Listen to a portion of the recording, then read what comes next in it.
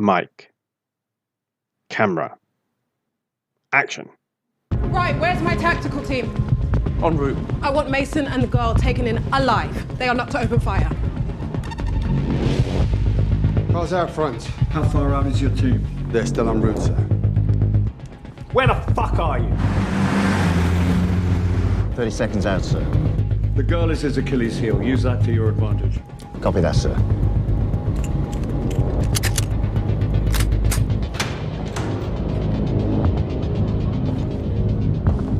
Passport, ID, and 20,000 euros. She goes to our safe house in Spain for now. Boat leaves Isle of Dogs in 30 minutes. It won't wait. Just make sure you finish what you started. You handle your end. I'll handle mine.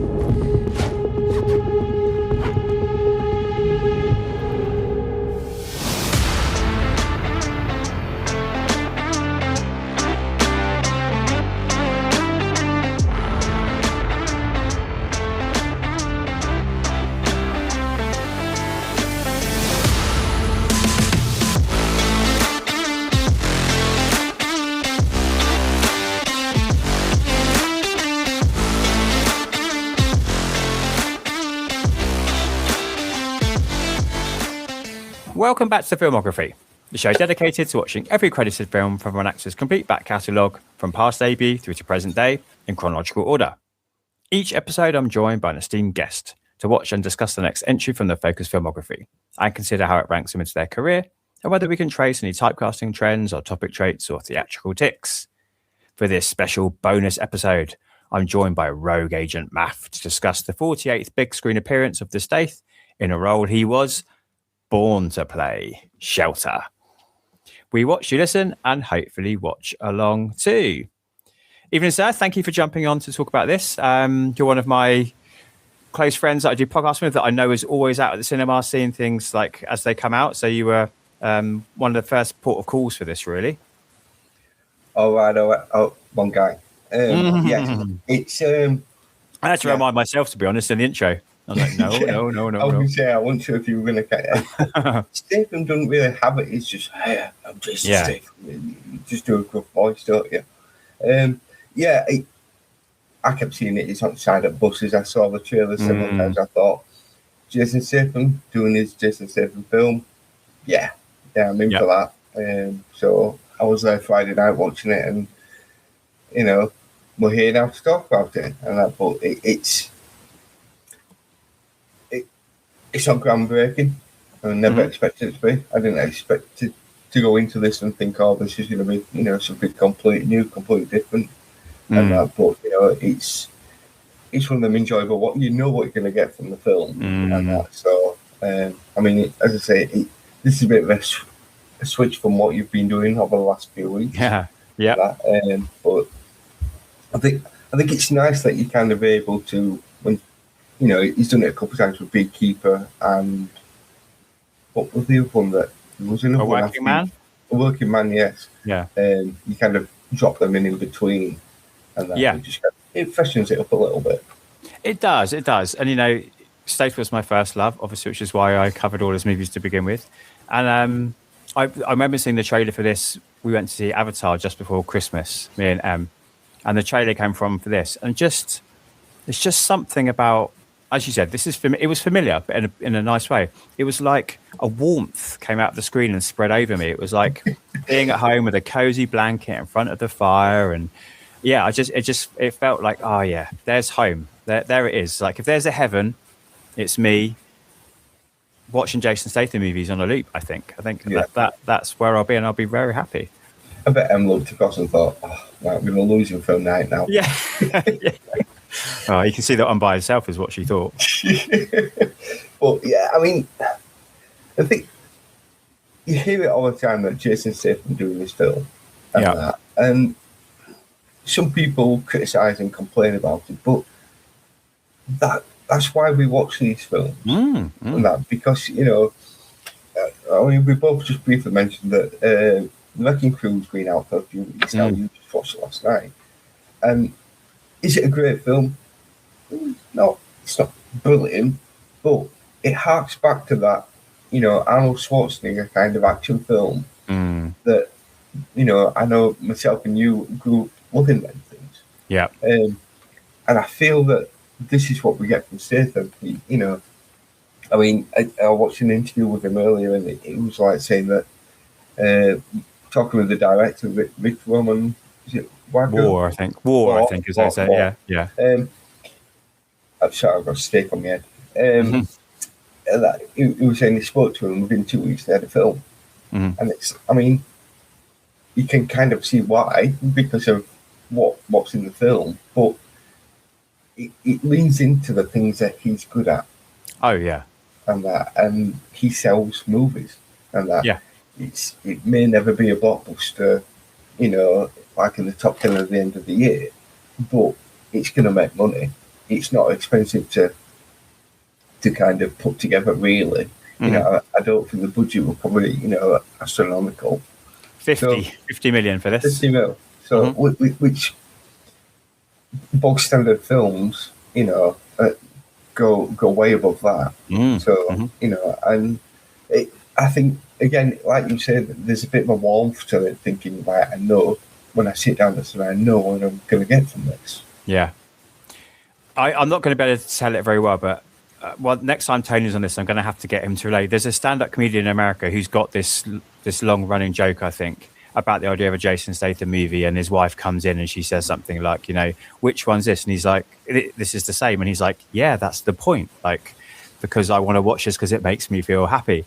Like I say, I can't tell the joke well and I can't relate it well because I've not even heard the joke. This is like third-hand information. It's like Tony tells the joke well because he's telling it directly from hearing the comedian. But that is exactly what it's about, isn't it? I know I'm going to get Stath. I know what he's going to do. I know he's going to look good performing the action scenes in the martial arts. We know he's going to do as many of the stunts as he possibly can himself, which gives it a tangibility and a realism and a groundedness.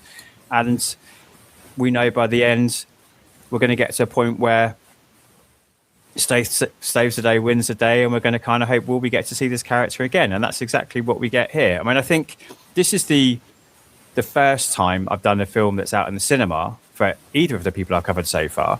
So maybe we will tread a little bit gently with spoilers, just for the sake in case people are listening to this before they see the movie. But also, as we've already said several times, this is basically the kind of same film we've seen from the Stath several times.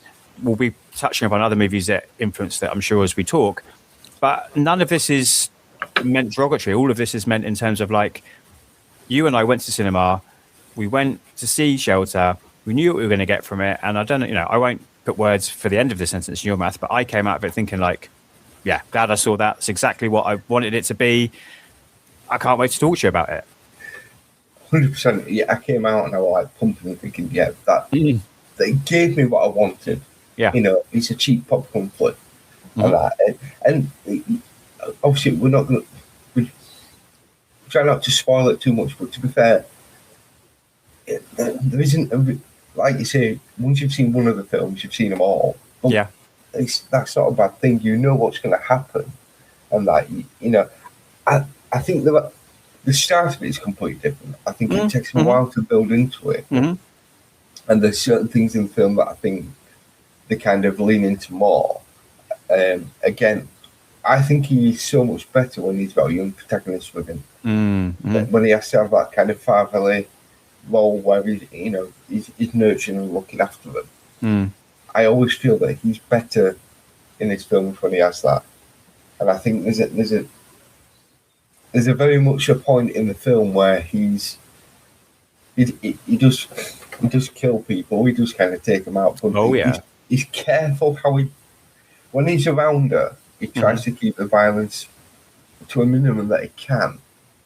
And then there's a point in the movie when she's not there, and you definitely feel there's a switch. Okay, yeah. And that second fight scene with the workman, and that it's completely different to the first one. In the first one, she's there, and you can definitely feel that he's concerned where she is and he's protecting her, making sure that she's safe. In the second fight, she's not there, and then we get to see Statham doing what Statham does, like properly unleashed. Yeah. I think that's a really nice comment. I hadn't thought about that. Yeah. Should we lay out the plot briefly for, in case, like I say, because this is early doors, people might not have seen it yet, but it won't surprise anybody to know that Stath is a retired something with super fighting skills. At this point, living alone in an Orkney Island, I think, isn't it? Or somewhere up in the Scottish Island. Yeah. That's right, yep. And then, by a chance of fate, a storm sinks the ship that Jessie, this young girl, she comes with her uncle to supply him, doesn't she? With his kind of every weekly Sainsbury's shop or whatever other supermarkets are available. And then it's from there, isn't it? So then his identity gets revealed and now they're on the run, and it's all those kind of classic traits. But you're right, that first kind of 20 minutes, maybe even half an hour, is quite slow paced, is quite still in terms of how it's presenting him, especially as a character. And it's asking us to kind of understand the psychology of him and then the pair of them as they start to form this bond. It's really well done, I think. There's quite a sweet center to their bond. And as you said, it allows us to see him kind of act a bit more, perhaps, see a bit more depth to a character he's trying to portray. I'm guessing you're referring mostly to Safe, the other Stath movie. Yes, or Homefront as well. Yeah. And there's another one as well. It'll come to me. But yeah, there's a few where... Hummingbird, no, there is his daughter in there, but that's not kind of the same. But I'm sure there's a third one as well. But I think very much the start of the film is very based. Jesse does a lot of the heavy lifting. Mm-hmm. He's very dark brooding, standing in the background, kind of observing. Yeah. And always in the shadows. And it's very much kind of on her, really. Mm-hmm. She's the one who's kind of pushing the story, trying to... She comes with her uncle, like you say. It's not Waitrose, it's Waitrose. Very good. But there is a brief conversation that he served with her uncle. Yeah. And that he in the cast he's known as Uncle. That's it. But he doesn't get much screen time, does he? Not really. No. I think he shouts a couple of times, and then you see him kind of in the water, and that's kind of it. But I mean, it serves its point of, kind of to set up the situation of then what happens after that. Yeah. I mean, he's a man with a special set of skills. Yeah, which, and I mean, really, you've only got three actors there. You've got Mason by Jason Statham, Jesse and the dog. That's it. Yeah. And it's very much just that core between them all. This is where I kind of feel that the criticism with the film is there's a few plot holes, or there's a few bits where it felt like there could have been an idea there and they never kind of pushed forward with it. It's like he mentions that he served with her uncle, but that's it. And you kind of feel, was there a bit more to that? Was there more of a link to him and Jesse before this? But it leaves it very kind of open-ended, as if, you kind of make your own mind of what it is. But yeah, it's very bare bones at the start, and I think there's a lot of kind of the chemistry kind of building between them after the accident, and he goes and saves her. That's where you kind of feel in this chemistry and this kind of respect between them both. Yeah. And I think that's where we kind of build from there. And you can, it never says how long they've been she's been on the island for. So again, timelines are a little bit kind of... It doesn't seem very long, though. I mean, a couple of days, I would have thought, from the accident to when things, shit starts kicking off. It doesn't feel much longer than that, because she's still got the injury, hasn't she?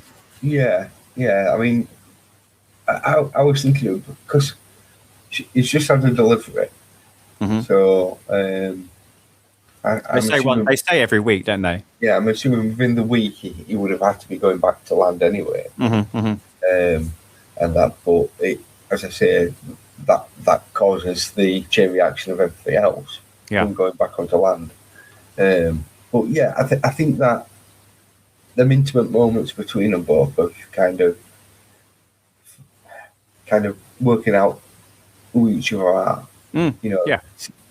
You know, she doesn't trust him. Obviously, she don't know him, and she has the knife, and he doesn't just take it off her. He kind of shows her how to use it. Mm, yeah. And that he's kind of like, if you're gonna do this, this is what you've got to do. Yeah. And he understands that she's scared. He understands that she's in a situation that she hasn't asked to be in this, and kind of her life's just been ripped apart because you know the only person who looked after her was her uncle. Yeah, 'cause she's an orphan, isn't she? And then as we learn stuff about his backstory as the film goes on as well. There's a bond there between them in terms of their own backstories, and they bond over things like chess, don't they? And it shows him that she's intelligent, and all these references that I've seen other people use are pretty spot on, really. Obviously, you've got the whole John Wick dog thing, but I Am Legend as well, like Will Smith at the start of that movie with his dog, and people have referenced Leon and the stuff I've been reading on Letterboxd, and that makes sense in terms of the relationship between him and Matilda and that movie. But these are, there's this dangerous line to walk, isn't there? They're kind of dangerous touchstones to make, because these are things which are at the top of the action game. They're at the top of this kind of movie, Leon and John Wick, and maybe not I'm Legend as much, but those two for sure. But I was bought in. I was totally bought in. And I think, as you said, the performance of her, she's doing the hard work because he's doing the Jason Statham stoic thing. Yeah.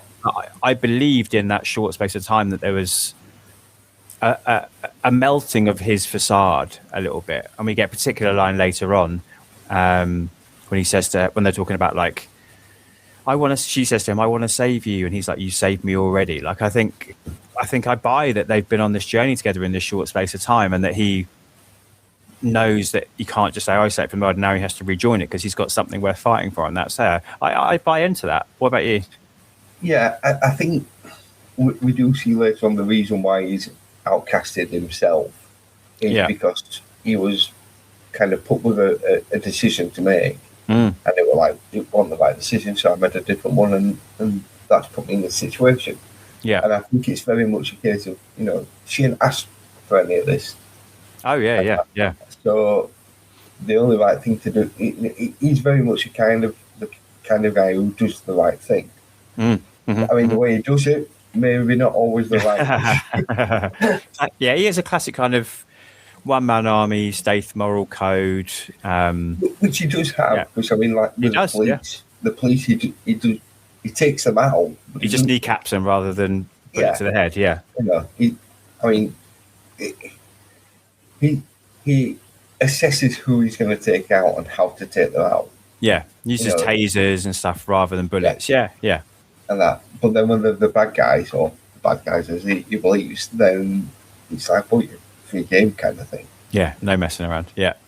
Well, yeah, I mean, you do buy into that kind of, that parental kind of. I mean, that's maybe why we probably enjoy some of these films like this, because we're both parents. You kind of think, I would do that. I would look after someone like that because it's the right thing to do. They're now being put in a situation, so we need to kind of make the best for them and try and find out what that is. Yeah, and I like that idea. I like the idea you were talking about before about that. He starts teaching her little things quite early doors, and then he's protective in terms of what he's letting her be a witness to. I like that sense of like, again, you can kind of, if you plotted their relationship and how he is treating her from start to finish, I think that would be really interesting. I'd quite like to go back and do that, just watch it from that single perspective of how he treats her when her foot's in the door at the very start when they first meet, and he's pushing her foot so he can shut the door, to where they end up in the movie. I think that'd be a really interesting arc to delve into a bit. Well, there's a big respect there. That's the thing. I think that's what it is. It's like I say, he's very respectful and kind of. He also takes on board what she's saying, and that he doesn't just because I mean, I don't know if they say what age she is, but she's about 15. You're probably saying this 15, 16, something like that. Yeah, I don't know, a bit younger I would have said, but right. But he kind of listens to what she's got to say as well, and that obviously there's a point when she's like, I just want to be with you, let's just run away together. Yeah, that feels like maybe that came a little bit too early. But then again, when she's got no one else left and this is the only person who's looking after her, then... And let's face it, you're safe with the Stath. Yeah. Oh, shit, I mean, he's 11 years older than me, so, I'm 48, he's 59. I tell you, he could look after me. I'd be quite happy. Yeah. I'd feel definitely safe with him. He could be my dad for a while, and that. You do feel that if he's there, that you're going to be okay. Oh yeah, definitely. Especially after the first action scene when I guess it's MI6, but like the government, elite team are sent to get him on the island, and he absolutely takes them all out. He's been spotted, hasn't he? Because as you said, he's gone to the mainland, and there's this thing called THEA. I can't remember what it stands for, but a special way that the government are tapping into, saying the government, but I guess like the intelligence services are tapping into, but the Prime Minister knows, to be fair, because she talks about it, doesn't she? And they're tapping into all our surveillance cameras, so he gets picked up, which I think is quite a cool little idea. I think that little criticism of the surveillance society, which is there, I think is quite nice. But he absolutely canes this team, doesn't he? Like, they don't even get a hair on his head. Well, he hasn't got any, but they don't even get a hair of his grey beard. He absolutely mullers them. I felt sorry for them. I really did, because I hear you. Yeah, when it picks him up, I mean, if you just wore some sunglasses, he'd have been fine. It's only his eyes that it kind of picks up. But I guess he doesn't know about the surveillance, does he? But yeah, good no. point. Well, the thing is, he's aware of, and he kind of keeps out all the cameras. Yeah, it's just the fact there's a girl doing a TikTok dance. But I don't think he knows about like the THEA system, because when he learns about that later on, that seems to be new information to him, doesn't it? So yeah. Because when he talks with his friend, Daniel Mays is the actor, isn't it? He kind of says, "Oh, things have kind of gone on from that." But yeah, he gets kind of caught. Yeah, but Bill McNamara's character's kind of altered his. Yeah. And I kind of looked at that and I kind of thought, right, I can see Statham and I can see this terrorist that they're saying he is. Yeah. All right, they both got beards and they both got bald heads. So if I just shave my head, does that mean I'm Statham? You could definitely tell a difference. Yeah. And that if I mean, these are MI6. Surely they can look at it and go, no, that's not him. You'd hope they'd ask the question, yeah. But yeah, this poor, SEAL group or whatever it is goes in to take him out, and it's like typical kind of cannon fodder. Yeah, They've obviously all got night vision on, so he puts lights on, so then they're blinded, and then he takes him out boulders and other bits. It's kind of like a Home Alone type thing, isn't it? Yeah, he's got all these traps. I love the one which drags the guy out to sea. Absolutely brilliant. This poor guy like kicking and screaming, just getting yanked out. But yeah, guy gets set on fire. People get crushed with boulders. Yeah, there's all kinds of stuff going on, isn't there? It's crazy, and that. But I mean, that's the paranoia part of him, isn't it? That at some point someone might kind of come for me. Yeah. So I have to have this thing set in place. But the way he dispatches them all, it's like, oh, right, okay. Obviously, he is good. Yeah. Well, he's got no guns, has he? He's got no weapons, so he's using what's available to him. Yeah. What he's planned. He's clearly planned these things out, hasn't he, on the island? Because in the boathouse, he's got traps set up as well and stuff. So it's really cool. I thought, as an opening action scene, as you said, it's been really quiet for sort of half an hour, and then we get this in. I was like, okay, yes, now we're in, and I'm excited for what the next hour is going to be.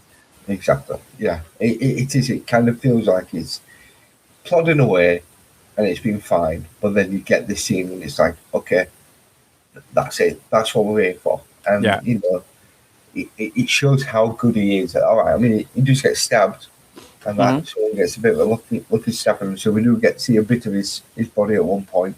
Yeah. But yeah, it is a case of him doing this thing, and then it's like we have to leave now. So then that kind of sets the chain of events of him. Except then he goes to go meet Daniel, don't he? They go to the farm. They go to the farm first, don't they? So they use the boat to get across their mainland, and then it's stealing. It's the usual, isn't it? It's like stealing cars, but changing them as often as you can, and they end up at a farm. Yeah, and that's when we get the introduction of for want of a better word, the Treadstone agent workman. What are they called? Black Kite, isn't it? The Black Kite kind of assassin workman. We were both talking about this guy, weren't we? Brian Vigia, we think we say his name as, but he's like, this elite assassin. He's like the new Jason Statham, essentially. Because there's a line later on by Booth, played by Daniel Mays. It's like, who is that guy? This is him 25 years ago. Yeah. I mean, I think he probably says maybe a handful of lines through the film and that, but he's there. He's a credible threat. He feels like he could offer actual some problems to Stath, doesn't he? Yeah, I mean, this is the bit where you start kind of like, we've alluded to Bourne on identity. Yeah, I mean, we don't need to allude to it. It is very, very, very much copying kind of the beats of that movie. But is it Clive Owen who's one of the? It is, yeah, that's right. Yeah. When he goes to take out Jason Bourne, and that it feels like they've just mirrored them both. Yeah, and that, and, I mean, we don't get a pencil scene, and that, sadly.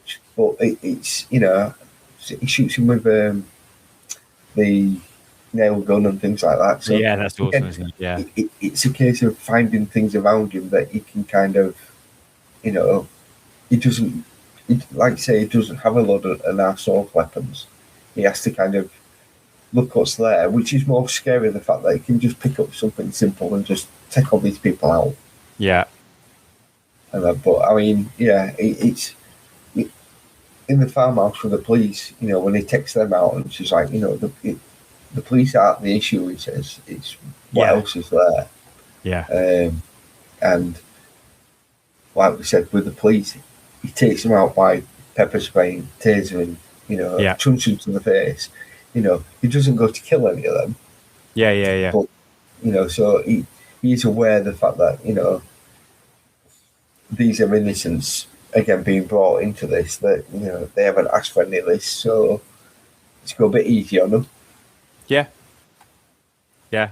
I mean, I guess... what's the word I'm searching for? I mean, going easy, I suppose, by contrast to shooting him in the head. But I mean, I'd rather not be hit with a truncheon in the face or pepper sprayed. But I hear you there. Yeah. But he's really good. This guy, I think. He's coming. He's an emerging actor. I think he's been doing stunt performing and stuff. So he's another one of these which looks like he's kind of making the transition from being a stunt double and a stunt performer to perhaps being a kind of, credible acting presence himself. But I think. I believed in his performance. I believed he was somebody that I never believed he'd beat Stace Mason because it's not that kind of movie. But I believed that he's the closest that they were going to get to a chance of taking him out. I think it's when that line comes out, it's like he's him 25 years ago. He's faster. He's not. I wouldn't say he's stronger, but he's definitely faster. Mm-hmm. But I mean, but Statham's got the years on him. He's got the experience, so that's why he's always going to he's always going to beat him pretty much. Yeah. But there is like you said, there's a threat with him there when he's chasing them, several times from the film. Yeah. You do feel that he's, his adversary. He is actually. When they come to blows with each other, it's not a case of he just takes them out like he does with the police or the nightclub. It is a case of they're going at each other. Yeah, they have two big kind of one-on-one fights. The first one's at Booth's house, where there's the nail gun and that the kind of classic like small space kind of old school Stath really. Like when Dan and I used to talk about the transports, what we used to love about that was that use of space, that cramped, almost kind of like Kill Bill Volume 2 style. Like cramped space fight, but using what's around you. I really like that. And then it's the big riverside duel at the end, isn't it? And they're both bone crunching, like tough fights where they're really taking lumps out of each other. And it's just almost like who will be able to endure the most to win this battle. I think, like I said before, the difference is then the first fight, he has his mind on. Yeah. So he's kind Jesse, of preoccupied for Jesse. Thinking, where is she? Is she safe? What's going on? Yeah. And that. So he doesn't let rip completely. Whereas the second one, once she's not in the picture, it's a completely different ballgame. And you can, like I said, there's that switch at that point when she kind of, is taken out of the film and that. So she's no longer kind of there as peripheral. And that it's like, right, I can go to work now. And you see a change in how he fights and how he goes at things. And, he's brutal. And it's like, flipping heck. Yeah. Oh, yeah. Well, they identify her as the weakness, don't they, quite early on. They realise that what he's doing is to protect her. They're like, we've got to use that as our asset. So particularly during the nightclub scene where, of course, you've got to have a nightclub scene. But, Collateral, John Wick, Shelter, they do these well. Again, it's that cramped, claustrophobic kind of... Yeah, the choreography in there is amazing. Like, I always wonder how people... And, the music's loud, but I wonder how people don't notice for as long as they don't in these movies. But...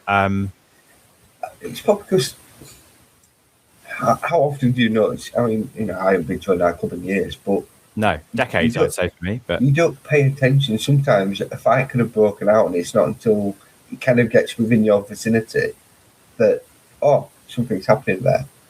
And that, so, I mean, the shooting scene in the bathrooms, fair enough, there's a reaction there, but when they go back out into the dance floor again, there's so much music and so much going on, and people are, they're drunk and maybe other things as well. So they're not paying attention to what's going on. So he can kind of sneak through and kind of get what he needs to get, get to where he needs to go before, it ends up being a case of, right, fine, I'll shoot into the air and clear the dance floor. Yeah. But whilst he can, use the cover. Absolutely, yeah. It's very tactical, isn't it? Like, the choreography is fantastic, like how they managed to weave in and out of all these people, use the moments to a glimmer, like just a slight fraction of a second where you've got a gap and you're going to make the most of that. It's absolutely brilliant scene. I think it's up there in terms of the kind of tropey, generic, conventional nightclub scenes. I think it's a really good version of that.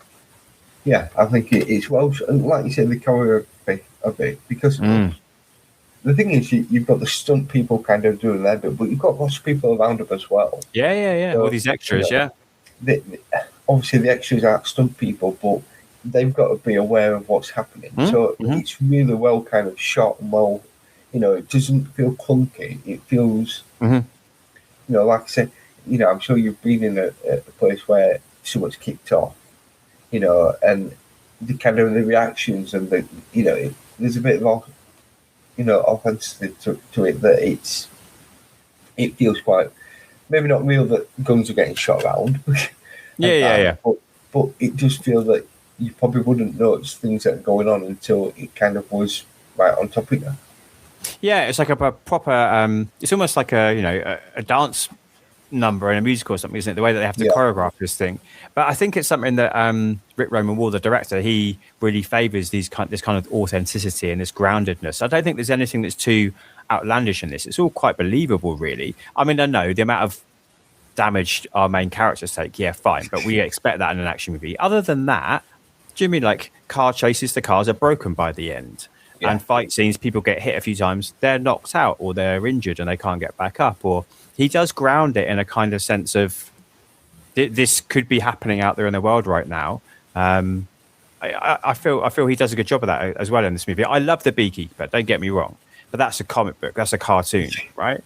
This is much more, an action thriller, I suppose. The punishment that he takes in The Beekeeper, you can't walk away from. And that it's not believable. Whereas in this, I mean, he gets stabbed and he has to get stitched up. It does hinder him. It does kind of, you do feel that. I mean, adrenaline plays a big part of it, and he's been taught, had years of training to be able to kind of deal with these things. So adrenaline will kind of kick in, and he'll just kind of go through the motions and that. But you do feel that he's vulnerable to certain things as well. He's not a case of he's not the Crow where, well, I'll stand behind you and you just walk into the bullets. Yeah.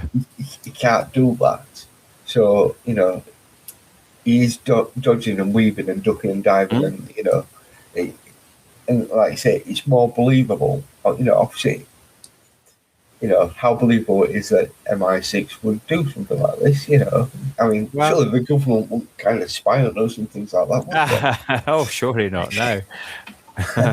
but this itself, there's a bit of groundedness to it, which kind of it makes it a bit more believable, and it can put you in that situation to a certain degree. So yeah, definitely. Like, okay, I can go with you with this. Yeah, and it's all locations, isn't it? It's all in real places. Like, it's a real club, it's a real island, it's a real farm. They're all places that you could go on the shelter tour and go and see. So that helps as well, doesn't it? I really enjoyed the car chase. I thought it was actually quite original. I thought, we've seen so many car chases, but putting that camera inside the car, going down those big bumps down these like farm roads and crashing through fences, it really felt like you were there in the vehicle. I thought it was really well done. Oh, I'm not saying at any point this is as good as Bullet, but yeah, the bit when the cars are kind of bouncing down, it made me think of Bullet, and but the thing is, how often is it Fast and Furious or something like that? A car goes down and and it'd be on its arse. Yeah, absolutely. Yeah, and these cars are, it's like, well, we'll ditch this and get another one because this isn't going to run anymore. It's a wreck. Yeah. You see the damage. It's not like I'm playing a computer game and I've got the damage turned off. And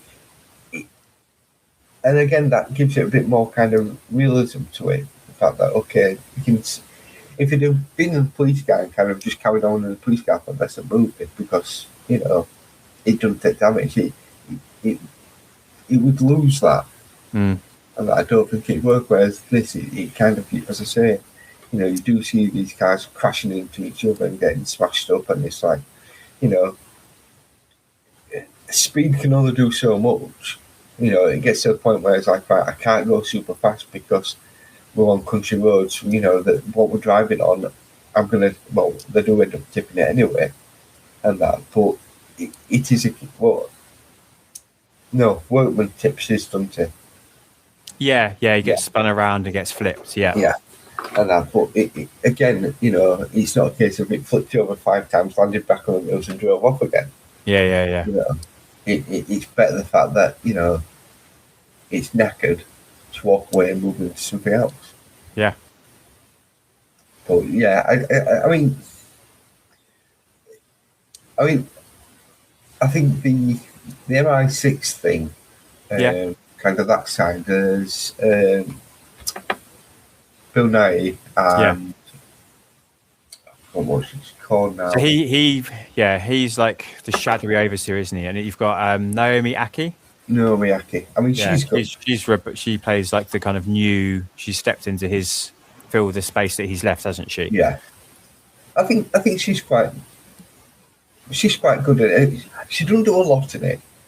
She stands looking at monitors and giving out orders, essentially, doesn't she? But that is what is required from the role, and I agree. What she does is convincingly portray somebody who's at the top of their game, but is still trying to prove themselves. I bought that it's about like trying to prove that she's right for this new role. I bought that was the position she was in. Again, the thing that the issue with the film there though is like Bill Nye's kind of been made to retire. But yeah, he's still kind of, he speaks from the family, so and he kind of he's been given an off the books kind of role. Yeah. He's a spy, but surely, I mean, she technically is a spy as well. Surely she should be aware of the fact that her office is bugged and things like that. She only really kind of cottons on the point of the club when they've sent people to go get Statham. And someone else turns up before, and it's like they're not our guys. Yeah. Like, come on, surely she twigs all right. It's Bill Nye's character. It's Manafort. But you do feel that if this is MI6, surely they should be a little bit better than what they are. Yeah. simple like the photo of Statham earlier, when it's like that doesn't look anything like him. You know, things have just been switched around so that they can, you know, for whatever reason, take him out. Yeah. Which, did you watch? No, go on. Sorry. Again, the reason they would take him out is just because he didn't follow orders. And that. Yeah. He took himself out. Surely he's taking himself out of it. Just leave him to it. Maybe he knows too much. Maybe, but it again feels like they did an awful lot for something that I don't think they have to do. Yeah. So what were your questions? I was going to say, did you watch Black Bag last year? Michael Fassbender and Kate Blanchett movie, Steven Soderbergh. Yes, yeah. He's spying on her. Yeah. Sort of, yeah. Like who's spying on who? They're all spying on each other. I thought that did a good job of kind of intelligent people working in the intelligence services, not trusting each other, spying on each other, but also working out who they can. I thought that what you were talking about there, that idea of like everyone should be kind of suspecting everybody. That did a really good job of selling that idea. I thought perhaps you're right. This doesn't. No, but this doesn't have the depth, does it? That movie was aiming for. That movie was a slow burn all the way through, intelligent kind of character drama with a couple of actiony, like small actiony moments. Whereas this is very much a state action vehicle. It needs to move forward. As soon as we get that first action scene, it's all about how do we keep moving this story forward. So I hear what you're saying, but I guess I sort of, you're not going to get that from this kind of movie. You know the film Spy? Yeah. Do you remember what Statham's character? He wasn't called Mason in that, was it? Rick Ford, I think. Rick Ford. Yeah. I'm saying this isn't kind of linked in it. No, they should have renamed him. The fact it's Mason Jason really bothers me. And also Mason. What is it? Mason. It's Michael Mason, I think. Michael Mason. Yeah, you're right. Thank you. Yeah. So like Mason Jason bothers me, and obviously, I don't know. You know, the fact that this is kind of unashamedly following the action beats of the Jason Bourne movie, particularly the Bourne Identity. Mason and Bourne, even that's a little bit, come up with. I think they should have. As soon as Statham was cast, Mason, Jason, Statham, all of this stuff is like just rename the guy. That's normally one of the good things about. That's true. Actually, he normally has a really cool name, and like you say, it's Mason. Is it? I mean, when I kind of watched the thing that it said that they had this kind of pretty much most of the movie idea within 2 weeks. Yeah, you kind of think, it is very bare bones, but what it does well for the film that it is. Yeah. It does everything it sets out to do, doesn't it? It hits all the notes it needs to hit, but they're achievable notes. It's not kind of wanting to push itself into any kind of realm of. And I think Rick Roman War was sought out by. This is I don't remember seeing this before, but this was produced by Stath, so that came up at the start, and he sought out Rick Roman War wanted him to direct this. And I don't know if you read the same article, but he was saying, he'd just come off doing Greenland 2 and he was a bit knackered and he wasn't sure, but the script and Stath persuaded him that he could do something fun with this. And I think what they both set out to do, getting this great young actress into support, getting somebody, a bit of royalty in with Bill Nye, I think, it absolutely hits what it needs to do. I think the main cast all do a really good job of what they're doing. They all kind of give, Bill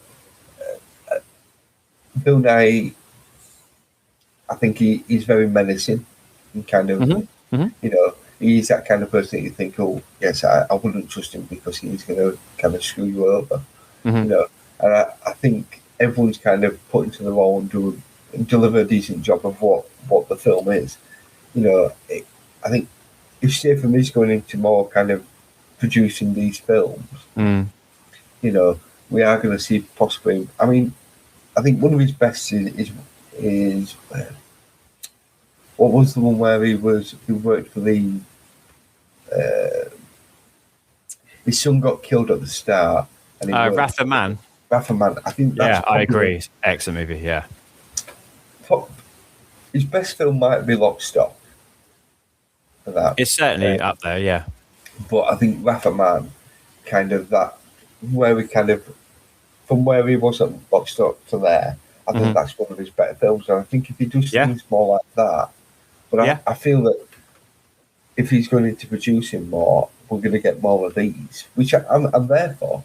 I will, I'll be there on the Friday night watching it for the first time, because I enjoy watching these action films, and that, it is that kind of popcorn munching, I'm quite happy to sit there and be entertained for an hour and a half.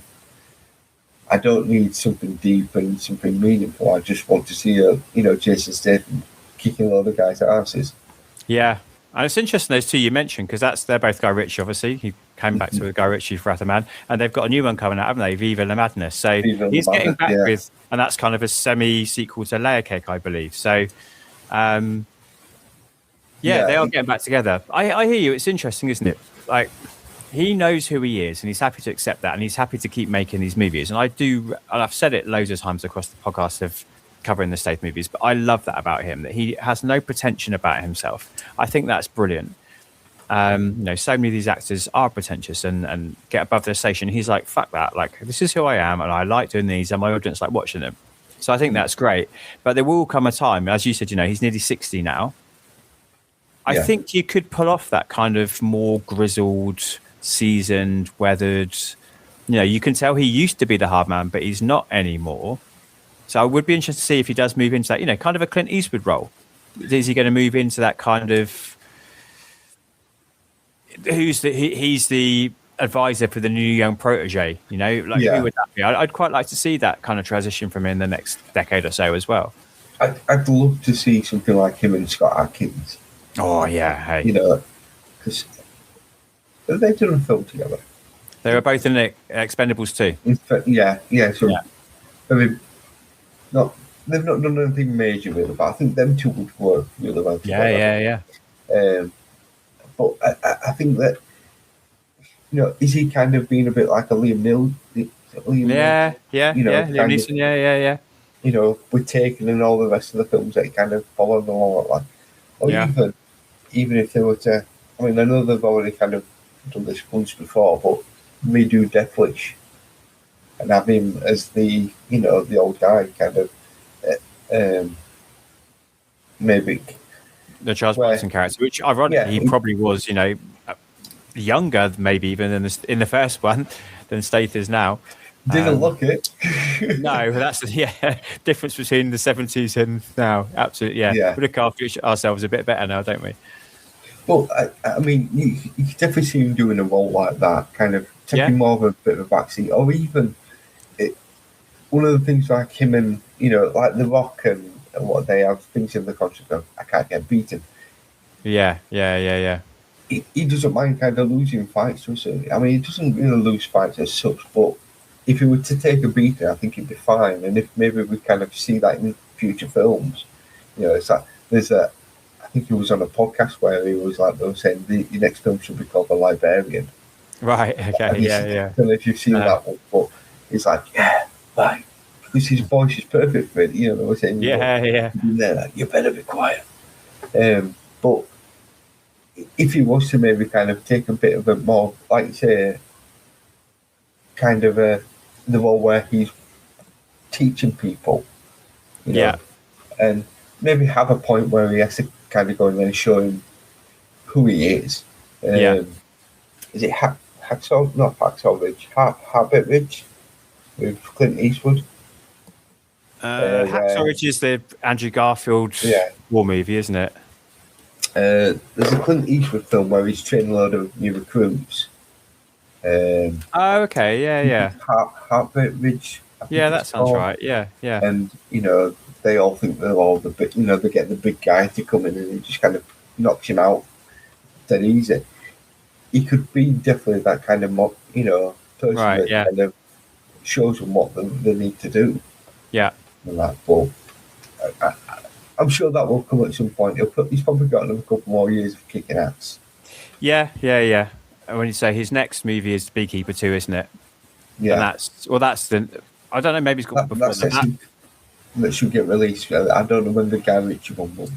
No, I think that'll come out afterwards. So what I was reading about, he's had these 3 first quarter, like January movies. So we've had The Beekeeper, A Working Man, A Shelter. So Beekeeper 2, I think, is scheduled to come out around sort of January next year.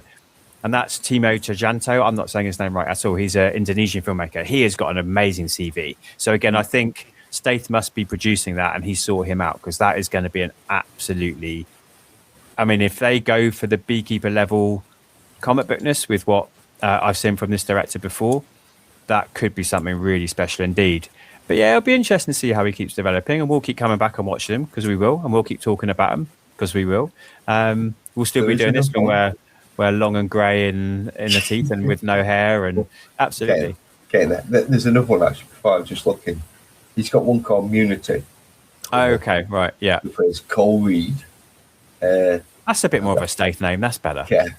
But then after that, Beekeeper 2, Fast Forever, and then Viva La Madness. Yeah, I mean, who knows when Fast Forever will come out as well.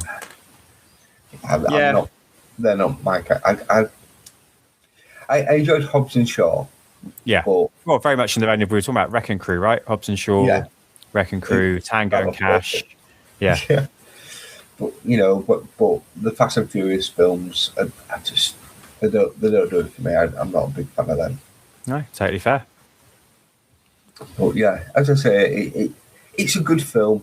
Yeah, it's exactly what I wanted. Yeah. And that I walking out the cinema, I was very much kind of I've enjoyed myself. I could easily watch it again. Yeah, me too. Yeah, any of the other 50-odd movies that it's got, and that. But yeah, it's perfect what it does. The job wise, and that it's I've enjoyed it. Yeah, I'm right there with you. So shall we see what people on Letterboxd say? Yes. All right. One-E or Oni, who knows, says, even though Jason Statham has severely pigeonholed himself in the one-man army action genre, he's undeniably a master of it. He knows exactly what he's doing and remains one of the most reliably watchable leading men in the genre. The issue here isn't him. It's how painfully formulaic the story is. I'll probably forget most of the specifics in a few weeks, and if asked about it later, I'd likely confuse it with any number of other action thrillers he's starred in. Whatever. The action delivers here. The combat, set pieces, and car chases are all solid, with slick choreography and great acting. The cinematography also stood out in a subtle way. It's slightly dim and muted, which worked well with the gloomy coastal settings. It offers virtually nothing new, but was I entertained the whole time? Absolutely. Perfect. Yeah, so, I think a bit of a mixed bag review, but I think it is fair. It is formulaic, it is conventional, but... It's exactly what what we've kind of said in 50 minutes. It does the job. There's not whistles and bells on it. It just, it does what you want it to do. Yeah. Okay, Nathan Two Simons. Bourne structure, Leon characterization, Wick inspiration. Yeah, I did not find this derivative. Yes, tropey, sure, but there were several genuinely creative action sequences and one excellent car chase through the hills. Good work all round, and the best old man Statham movie so far. So he's a fan. Yeah, the thing is, when people when they kind of hark back to say, oh, it's like this and it's like that. Yeah. It's very rare you get a film. The things are always going to have, elements of a previous film. And because of the Ethan Action star, there's always going to be kind of, oh, it's like John Wick, oh, it's like that, oh boy, things get mentioned all the time, and if anything, you've kind of got to take it as a case of, well, I must be doing something right if I'm being kind of thrown in with all these really good films that have come before me. Yeah, no, I agree with that. Yeah, there is one thing that I did know about. The set of Inside the Lighthouse was all built and that separately. So that's obviously, and then after that had been done, they took it all down and reused it in Hamlet. Oh, okay. Wow. All right. That's interesting, isn't it? It was, I think, on Mark Kermode and Sharon Mayo. There was a guy who worked on the set that just finished working on Hamlet, and before that, he worked on Shelter.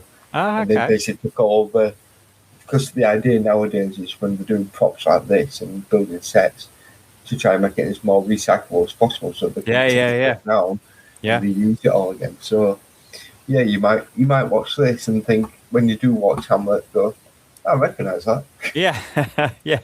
Very different worlds, same Slightly actress. different. But yeah, interesting. All right. But yeah, it's just a little... Yeah, nice little tidbit there. Thank you. Absolutely. Before we get your final rating, I just wondered what you thought about it. So we had, like we said, we've touched on the fact we've had The Beekeeper, A Working Man, and now this. If we were going to rank this kind of little trilogy of Stath movies, how would you do that? Just between them three? Yeah, just them three. I think I've probably enjoyed Working Man slightly more. Yeah, go on. Then Shelter, and then Beekeeper. Beekeeper's good, but it's very comic booky, like you say. So there's points when you kind of think, yeah, it's good, but it kind of loses that thing of Statham's presence is very much kind of more believable when he's in kind of a fight that is more believable to a certain degree. I hear you. Yeah, interesting. So A Working Man is very much kind of, all right, he's an ex-army person who kind of goes off, and it does go a bit crazy near the end, and that with the whole bar and that. So, but there's a lot more action there, I think. So, I don't know now.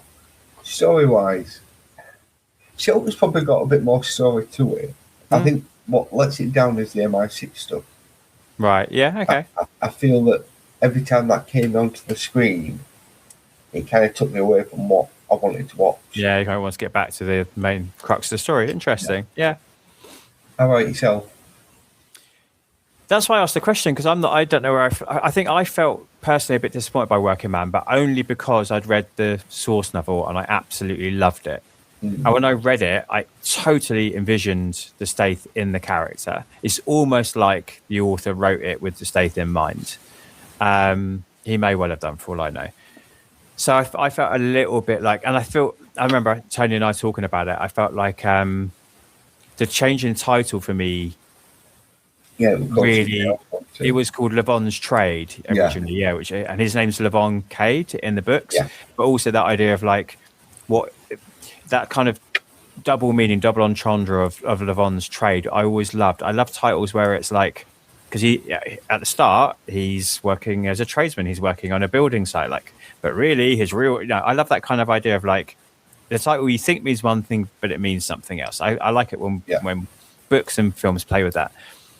And then I absolutely blitzed. There's about 12, 13, 14, I'm not sure now anymore. There's a new one coming out this year of those books. I read them all in about 3 months. I was like, oh my God, like total page turners. They were so good. So I was really excited. So I do like A Working Man, but I think I was a little bit disappointed. I think a different director might have made a better movie there.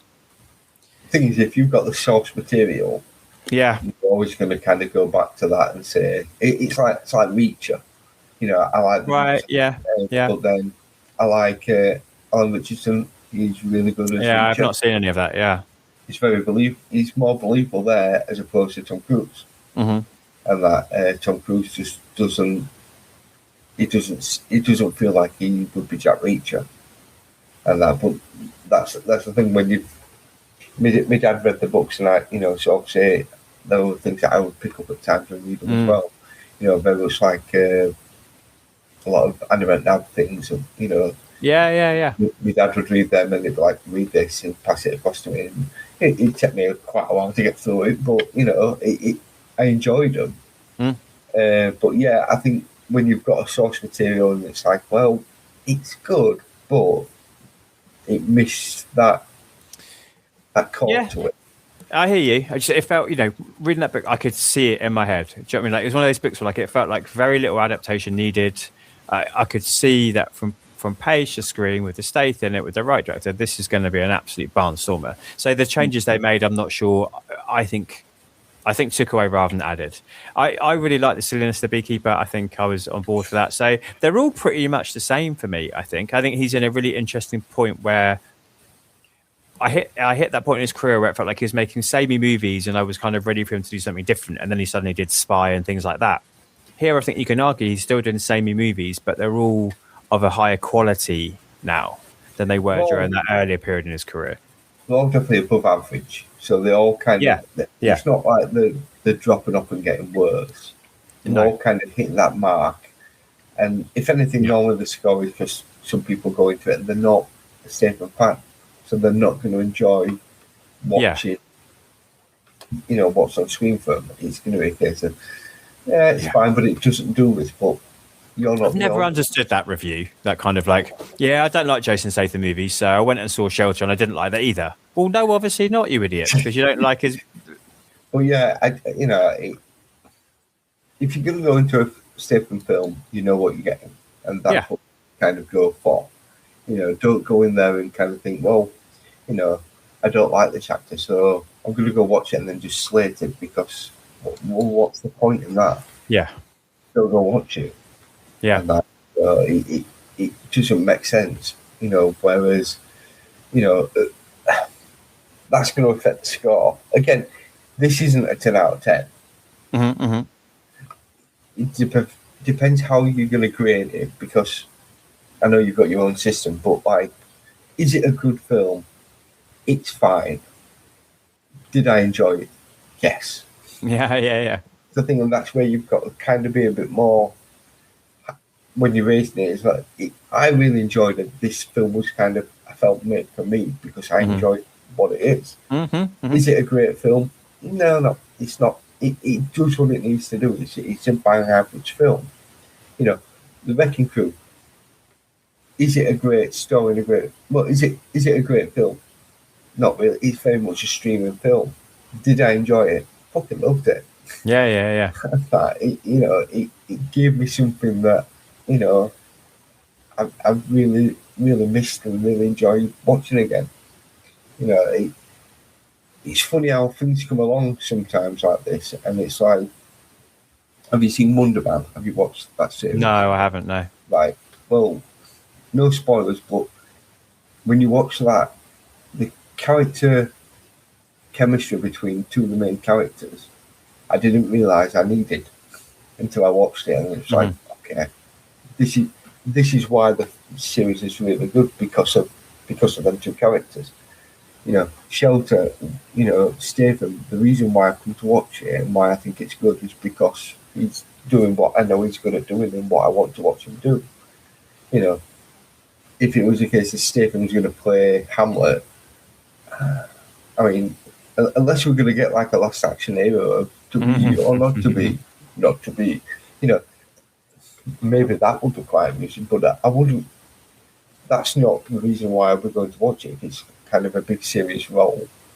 You know, he can do. I mean, he can do everything. To be fair, he's not brilliant at everything, but he does it at decent enough for me to enjoy, and that. But like, you know, we've said, you know what you're going to get from him. Yeah, he's my happy place. He's my happy place. So this one, where would you put it? Classic, worth catching, or completist only?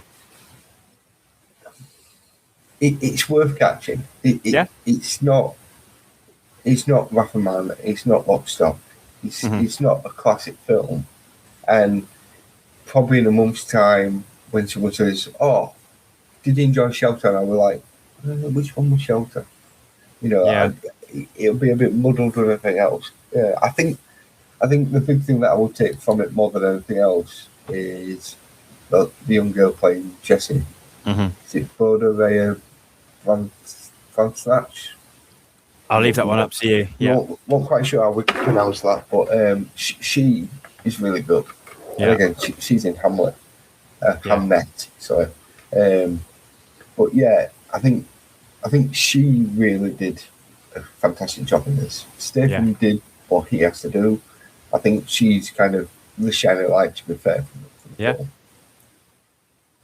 the film. All fairly said, mate. What about yourself? Where would you put it? Yeah, absolutely. It's worth catching. Yeah. It's a good movie. It continues the trend. I will. As he keeps making them, I'll keep watching them. 100%. Yeah. How's the project going? How are the Pop Gorillas? You're saying this is coming out next week, so I'll have. It's been a bit quiet for other people at the moment. I think everyone's got, Christmas and other things that have been going on. Yeah, but I've done the Bourne. I think Bourne Temple, Wrecking Crew. I'm doing for a week. One that's going out on Friday will be Wonderman, which there's no spoilers in there, but I'm trying to review it in a slightly better way of making sure I don't spoil anything, because that's the whole idea of Pop Villas anyway. But sometimes trying to discuss a film like we just have now without trying to give too much information out, it's quite hard. And recording on your own is very hard as well.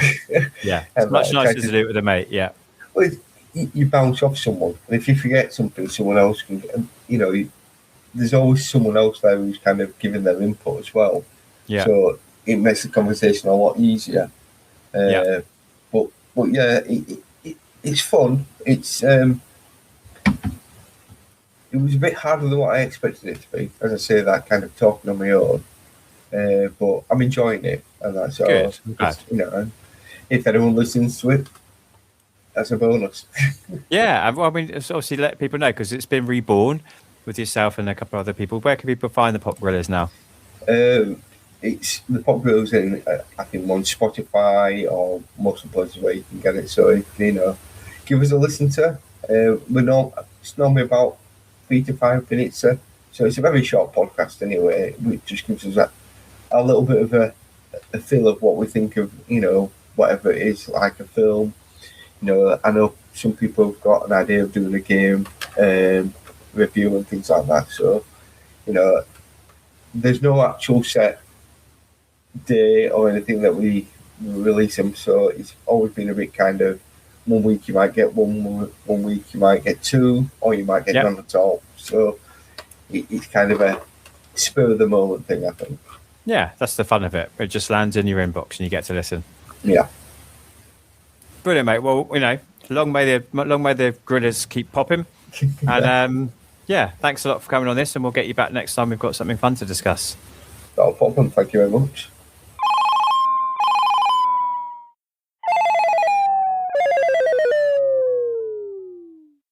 So, Stath doing what Stath does, and Maff doing what Maff does. No complaints here. Regular McService will resume next week with a look at The Wolf of Wall Street. Until then, be excellent to each other and make sure you take the time to treat yourself too. I am Jack signing off. Yippee-ki-yay, movie lovers.